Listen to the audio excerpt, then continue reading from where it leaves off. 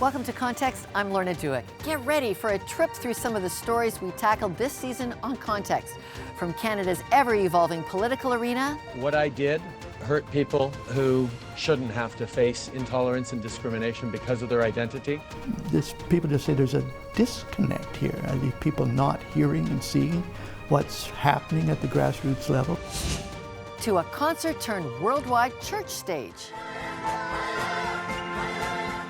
And tragedy among some of our young Canadians. He failed my son, even I did. I tried to save him and I couldn't get to him in time.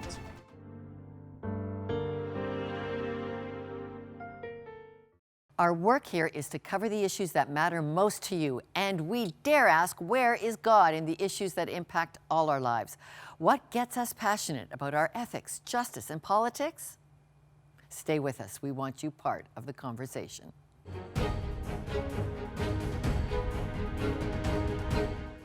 A divisive and edgy election launched our season this year. Photos of Prime Minister Justin Trudeau in brown and blackface surfaced less than a week after the wit was dropped.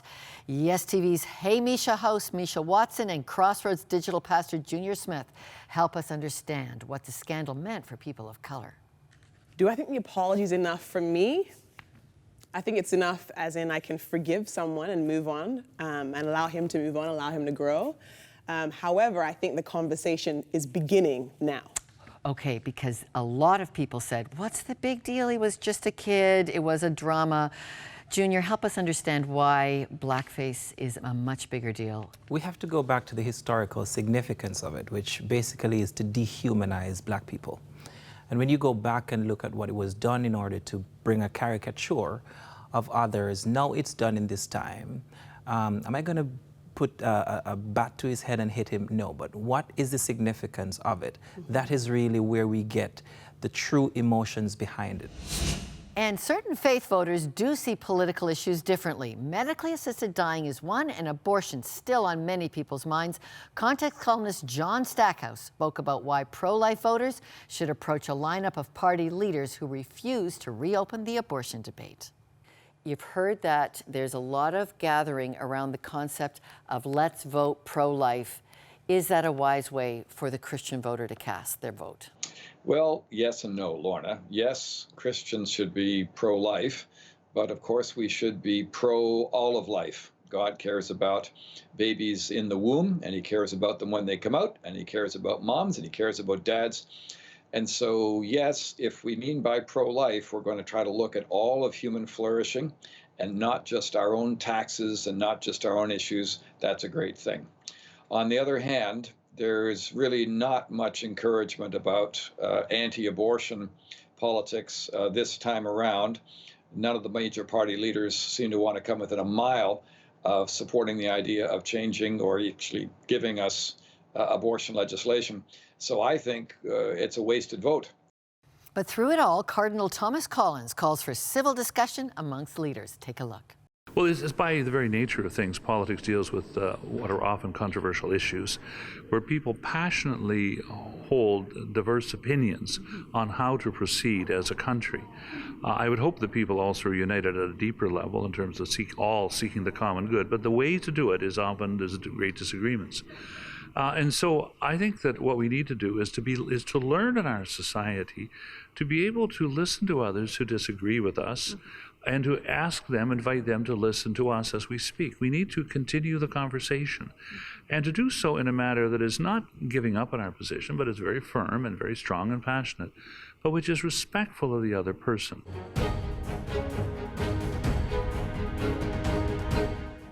Canadians woke up the day after the election to find a minority Liberal government with no MPs from Alberta or Saskatchewan.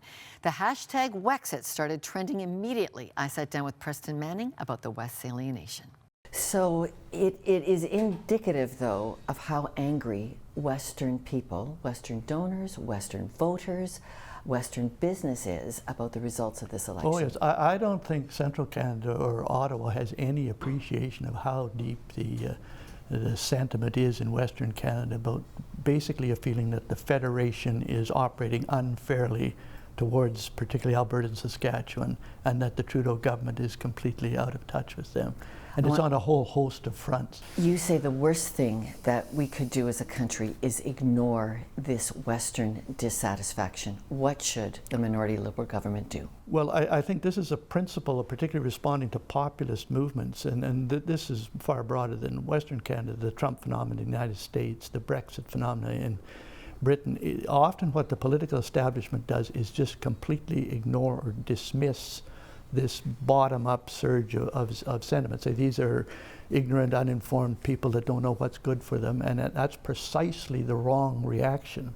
I think what you have to do is get to the roots. Why are these people upset? Why do they think they're unfairly treated? And you can identify those things with respect to Western Canada. That's what the Liberal government should do, but there wasn't any inkling in the Prime Minister's speech the night of the election that he had a clue that he's got a unity problem on his hands, a very serious one. So what are some of those root issues that have made the Westerners so dissatisfied? Well, one of them is the equalization formula, where a province like Alberta has poured billions and billions and billions of dollars in equalization, much of it going to one province, the province of Quebec, and this is just considered unfair. The Alberta economy goes down and there's no reciprocal response from the national government. So the unfairness of the equalization formula, the inability to move resources from the interior of the country to tidewater and world markets. The sense that the oil pipelines have been strangled. Yeah, and not just that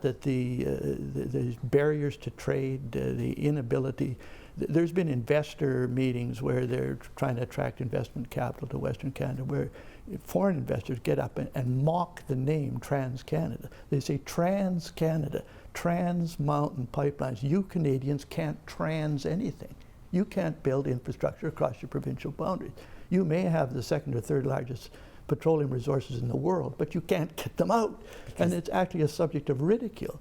And this comes back to the inability of the federal government to actually enforce free trade in Canada itself. So there's enormous concern about that. Mr. Trudeau got upset about SNC-Lavalin losing maybe a few thousand jobs in Montreal, 150,000 jobs lost in the oil patch. And this doesn't invoke any concern or any response. So it's this list of issues, and the fiscal one is another one. Alberta just threw out a provincial government basically on the basis they couldn't manage the finances of the province. They ran up deficits and debts. They see exactly the same thing going on in Ottawa, backed up by the federal NDP. So there's this long list of things that people consider unfair and being unaddressed by the current government or by the federal parliament. Since the election, we have watched Twitter and Facebook explode with Wexit. Is this a joke, or do we take it seriously? No, this is another indication of this complete alienation of particularly Alberta and Saskatchewan from the federal political process and from the Liberal government. It's just another symptom.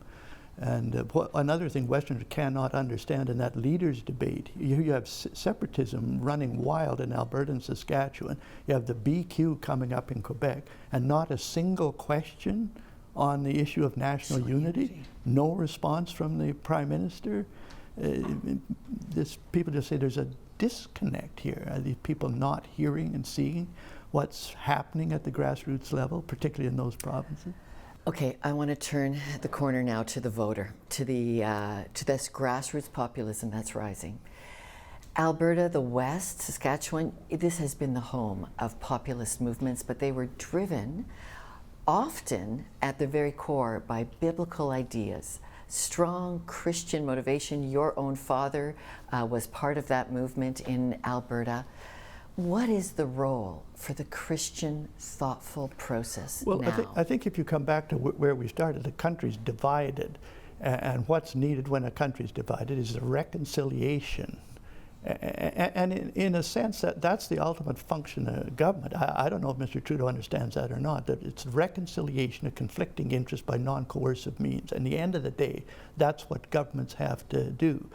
And I think Christians who have an understanding of reconciliation at a very profound level, not just reconciliation by law, but reconciliation through self-sacrificial mediation, where the mediator gets between the warring parties and sacrifices his own time, his own energy, in Jesus' case, his own life, his own personal ambition in order to get the parties together. If there's a group that ought to be able to play a reconciling role in this divided country, it should be people with a Christian commitment and an understanding of reconciliation from a Christian perspective.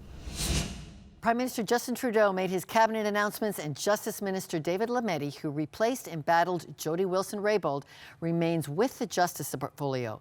Top of Mr. Lametti's file will be expanding Canada's euthanasia legislation. A Quebec Superior Court ruled the current law too restrictive. Chantal Huenink has something to say about that. She's a bright young woman who's fighting for the rights of people living with acute disabilities. Quebec court has ruled the law is too restrictive. It needs to be expanded. How do you feel about this? Well, I'm worried as a woman with physical disabilities in Canada. From my perspective, I lead a very fulfilling life, but it is sometimes difficult for me to convince medical professionals and others about that. And I worry that people who suffer from various illnesses or disabilities could be choosing medical assistance in dying prematurely because they fear being declared incompetent or that it might get too late for them to choose that option.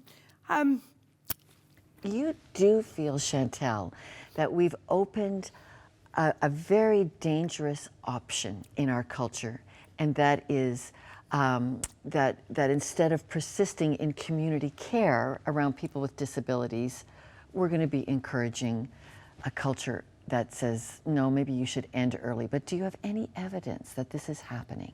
So if my condition were ever to worsen to the point where I question my own ability to persevere, it would be dangerous for a medical professional in Canada to suggest to me that if I had what you had, then I would opt for medical assistance in dying. And unfortunately, I know that this is happening in the current discourse. As a chaplain, I have had opportunities to walk with folks who have chosen medical assistance in dying, and their families, and the medical professionals who believed that they were doing the right thing in assisting them in this way. And I have witnessed the post-traumatic stress that occurs afterwards when they question whether or not they have truly done the right thing. What do you need us to do as society? Well, I can tell you that if an able-bodied person walks into the hospital and says, I want to die, they're immediately put on suicide watch. In contrast, if a person with a disability or an illness walks into the hospital and says, I want to die, they say, okay, we'll do that for you in 2 weeks.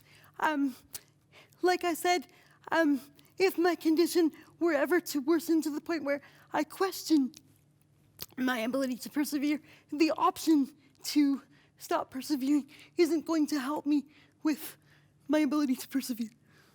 Well, we are inspired by Chantal's work, but she's not alone in her advocacy. Don't miss a beautiful story of friendship with Clara and Marianne from L'Arche Daybreak coming up later in the show. But first, how some heartbreaking tragedies among some of our young Canadian youth are bringing communities together.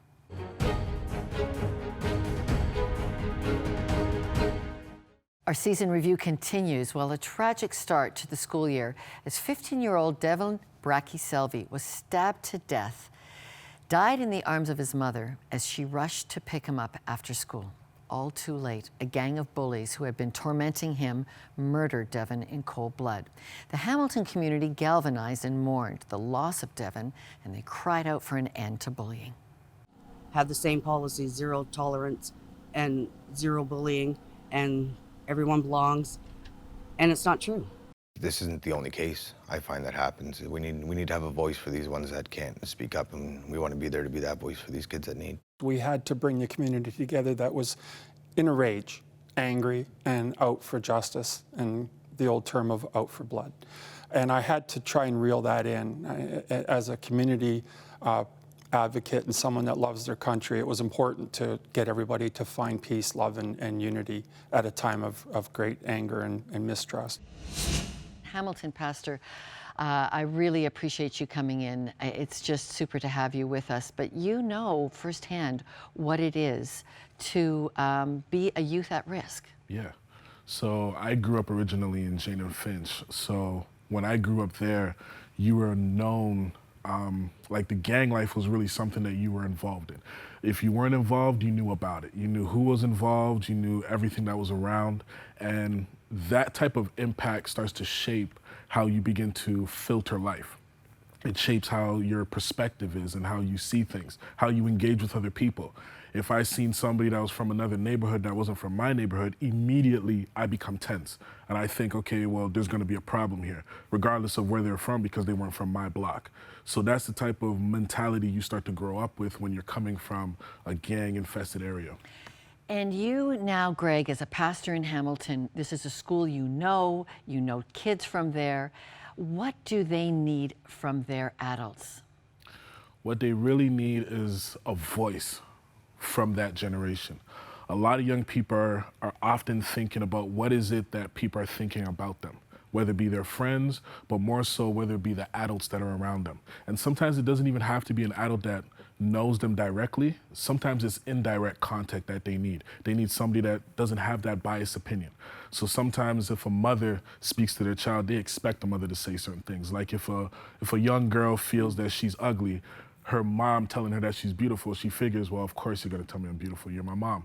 But it's maybe the waitress at the restaurant or the guy at the door needs to say, you look great today. Exactly, because that's out of their field of vision. All right, so what you're saying is our youth need a wisdom voice from every adult figure in their life? Yes, very much so. And how about the faith voice, the religious voice? Context is all about looking. Does God connect with these kind of crises? Where does the voice of God's love come into these young people?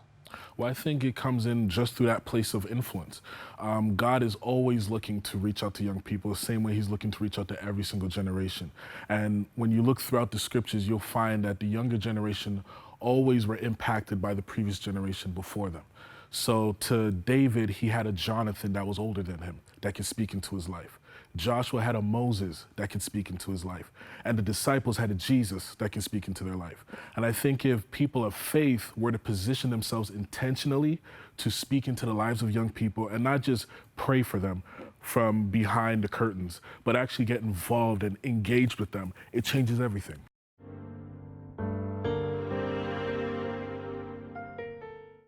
In northern Saskatchewan, a First Nation reserve has called a state of emergency after a string of suicides and suicide attempts by teenagers. Crystal Lavallee spoke with the mother of 10-year-old Jalen Angus, who took her own life, and says her daughter's death must not be in vain, but rather a wake-up call of help for Indigenous youth. I didn't realize that she was going through so much in her life. At that age, I went to the office, the staff room, and then one of my coworkers said, did anyone phone you? And I said, no, why? And they said, because the cops and ambulance are at your house. And I said, no. And I went running to my room. When I got there, my phone was, because I didn't carry my phone, my cell phone, and when I got there, my cell was ringing, and I seen it said my hubby on there, and I said, no, God, no, Lord, don't take my little girl. Please don't take my little girl. I begged. I answered the phone, and my husband was screaming, crying. He said, come home, come home. She's gone now. There's no bringing her back. But this is where act upon it right away. Save these other kids that are doing this.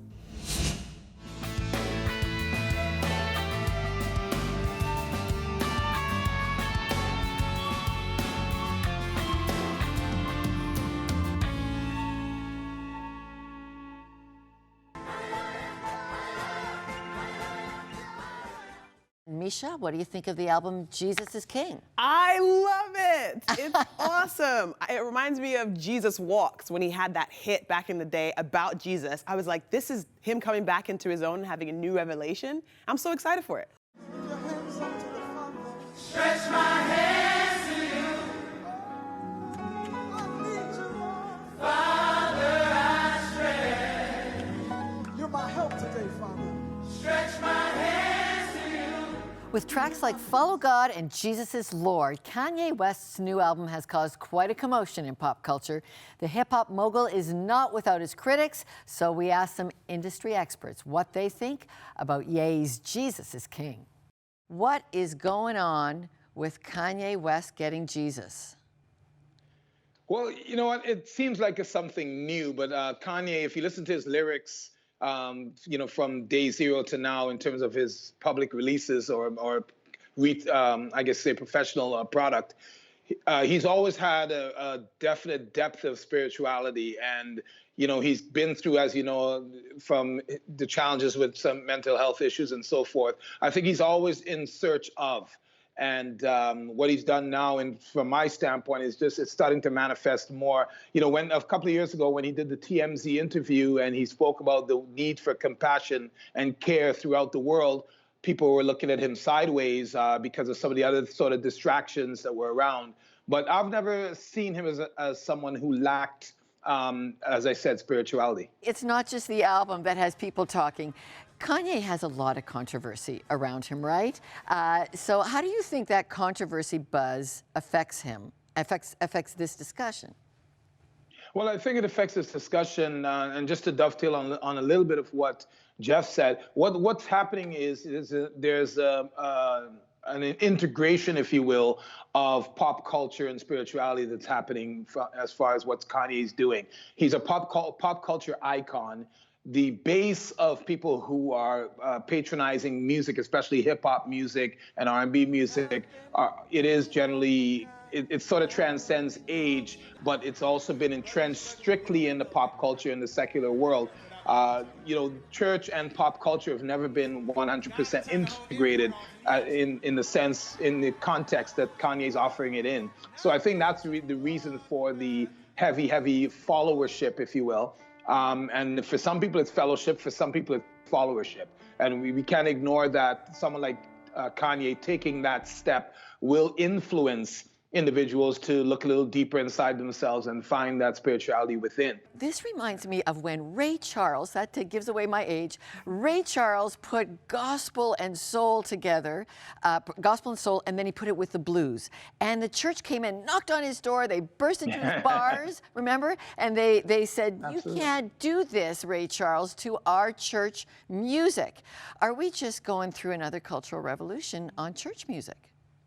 Well, I think that's a really good point, and it's a great analogy as well. What we have to recognize is where, first and foremost, black music itself comes from. Gospel music, blues, jazz, rock and roll, for that matter. It comes from a place of historical and an experiential place, let's call it, an experiential place. So when that integration of sound is very, very transferable between genres. So all that hip hop kind of is separated from that from a lyrical standpoint, but the tradition of the griots and orating, messaging, and you know the emotion that comes out of oppression and et cetera, has all been part of where the music was born. It connects obviously back to the continental Africa, but at the end of the day, you know, the lyrical, there have been gospel flavored hip hop artists, you know, throughout the life of hip hop, quite frankly. And when Kirk Franklin started to do the things he was doing, that borderlined on a secular sound, if you will, but the lyrics obviously were spiritually based. So I think, yeah, we are seeing finally a mainstream artist like Kanye who's doing it at a very high profile level, as opposed to a rapper who starts out as a gospel artist and rises to prominence. What Kanye's done, he's kind of reverse engineered the plan, and he's already acquired fame and fortune and notoriety, and now he's using that to express himself differently. Not much different, quite frankly, than Beyonce has started to do as well, by the way. So it's, you know, folks have to I think just to dovetail back on the money question, I'm not sure we should be concerned about the money. I think we should be concerned about the impact of the message and those who want to absorb it and use it as a guide or an influence in terms of their healthy decision making. I think that's where we should leave it. I don't think it's for us to really wonder where the money's going.